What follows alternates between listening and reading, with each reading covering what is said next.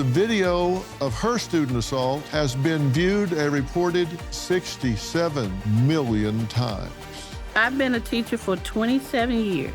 About a year ago, I was in class, and I had a student who didn't want to put her phone away. Suddenly, she snapped. I was in the hospital 6 days, so I needed surgery. I can't do this today. I need to go home. Teachers are not valued. And how has the school reacted? No one's called me. I've had students in the past cuss me out, and I've had students who got up and walked out. I never had a student hit me. Teachers are there to teach. I didn't get into education to have someone push me, kick me. I didn't sign up for that. I haven't been back. I can't walk into a building and do what I love, and it hurts me. And to have my career taken from me just like that, it was devastating. It was devastating. I miss my students. You say instead of helping you, that about 75 students watched, and a lot of them, most of them, were recording this, right? Oh, absolutely, yes. It's terrible. And what's going through your mind at the time? Was this the first time you'd been physically attacked, certainly at this level? Yes.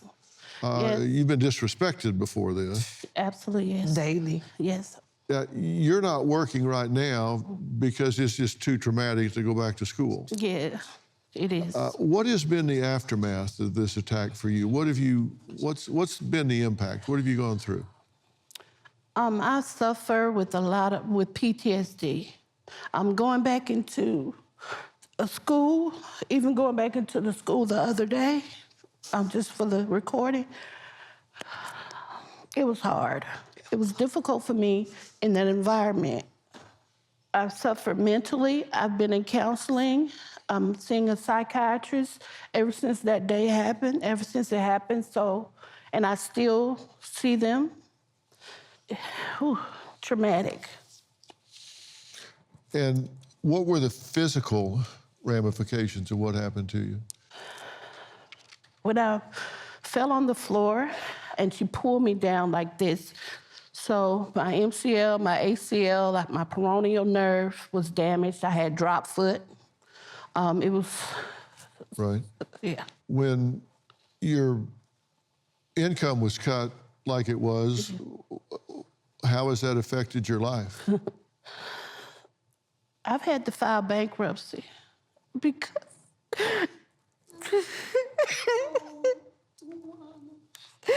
because I can't afford to live like I pay my bills. I've had to move into a smaller location. It's just changed my life so much.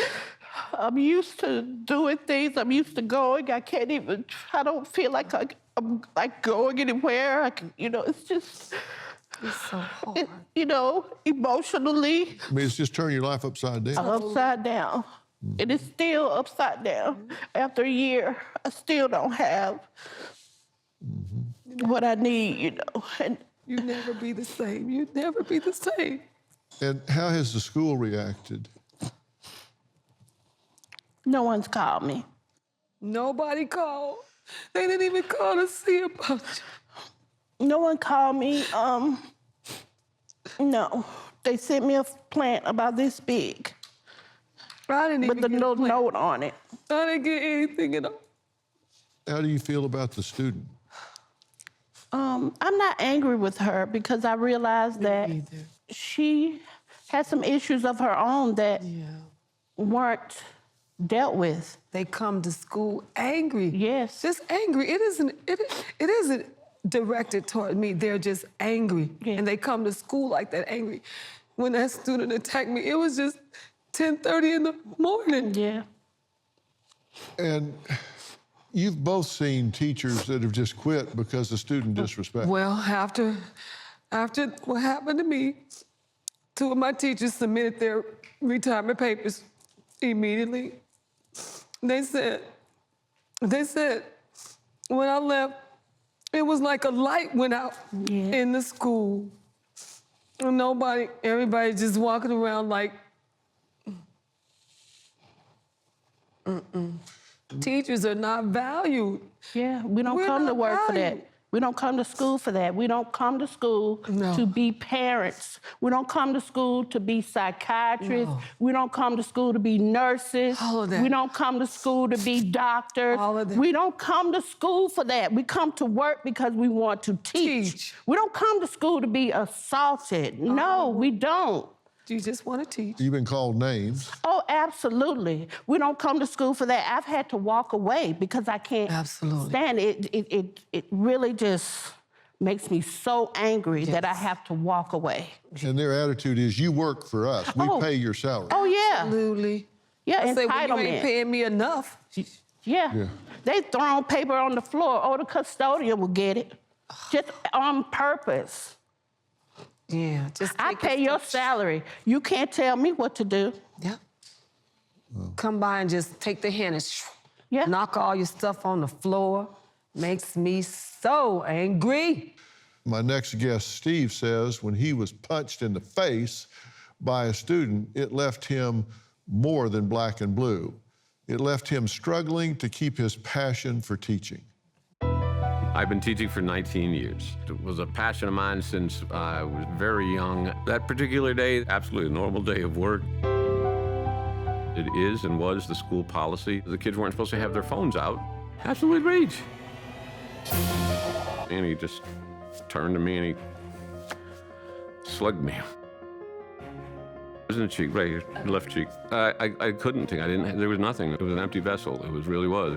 I was able to get him out of the room, get him the heck away from the other students. I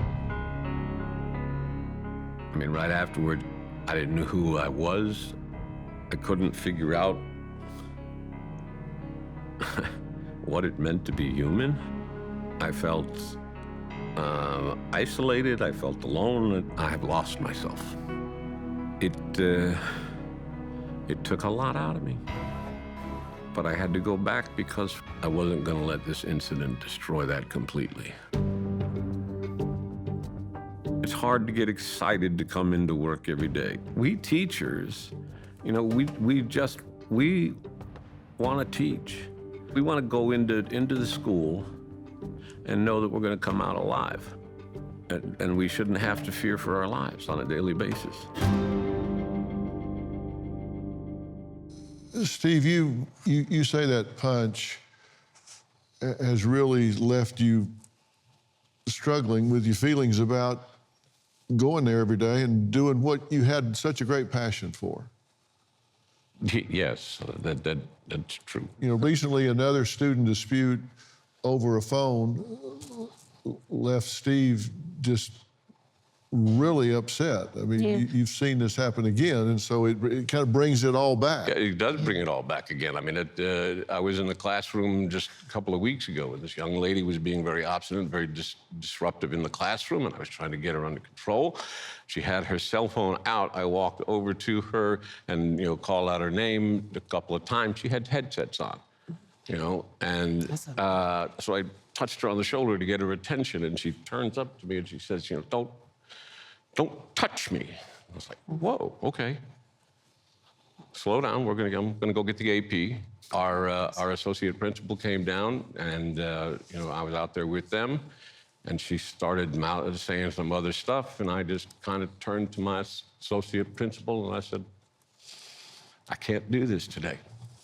You know, I need to go home. So. And you're 5 years from retirement. Yes. And that looks like 9 miles of bad road to you, right?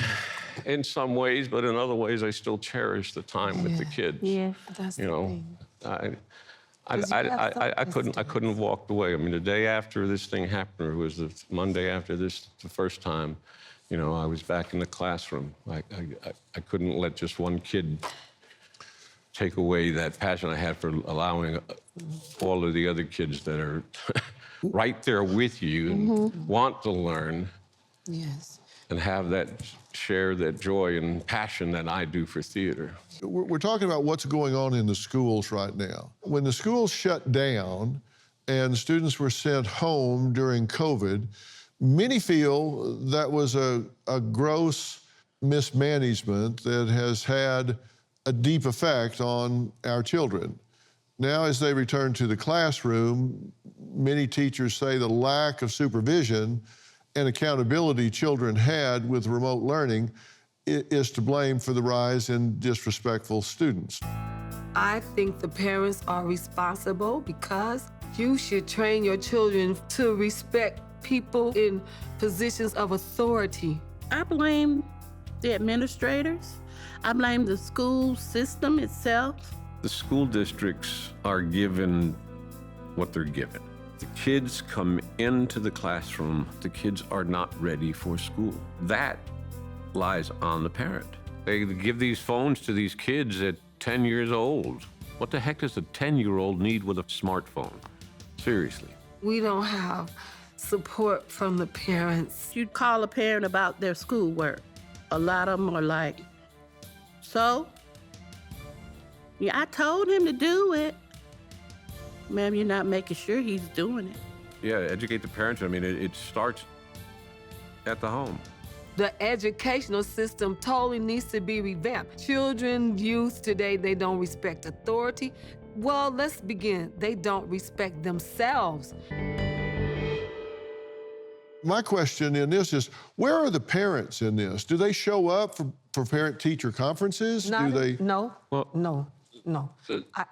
Not a lot. I had maybe 150 students. And so I would say, I'll give you extra credit if you get your parent to come. We would have food for them to come, give them movie tickets, little coupons. No, sir. Maybe 5 out of all of those students that I had, 5 parents, maybe 5. It's just disgraceful. When I went to school, all the parents came to parent-teachers conference. My mother did not miss a parent-teachers conference. If you contact a parent, if you call a parent about a problem, do you ever do that? Yes. We call the parent. All the time. No, before you call the parent, you tell them, I'm gonna call your parent. Yeah. Call my mom. Yes. She ain't gonna answer. Yeah. Absolutely. Would not. Or they'll say, Yes. my mama's at work. I say, and I'm at work too. So now your mother's gonna be disrupted. You're disrupting my class. I'm calling your mama. If you give them a bad grade, what happens? You better not. Oh, gosh. Okay, so I would just have my book, because I'm very organized.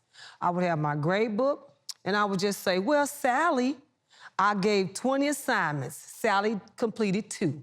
So now you tell me, what do you think Sally should get? An F. And that's what I would give them. And they would be so mad. Well, you should have helped them. We couldn't give anything below a 50 in the grade book, even if the student Yeah, I've didn't had do that. the work.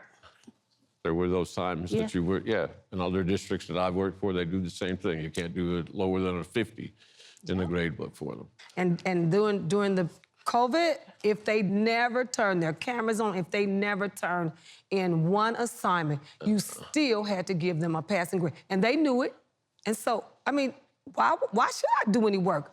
You're gonna pass me anyway. You can't fail me. And they knew it. And they definitely wouldn't do any work then. And they gave a month Sure to did. do assignment. It's like, Yes.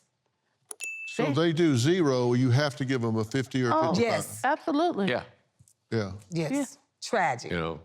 You know, at 44% turnover, people are leaving the profession because they're just unwilling to take the abuse.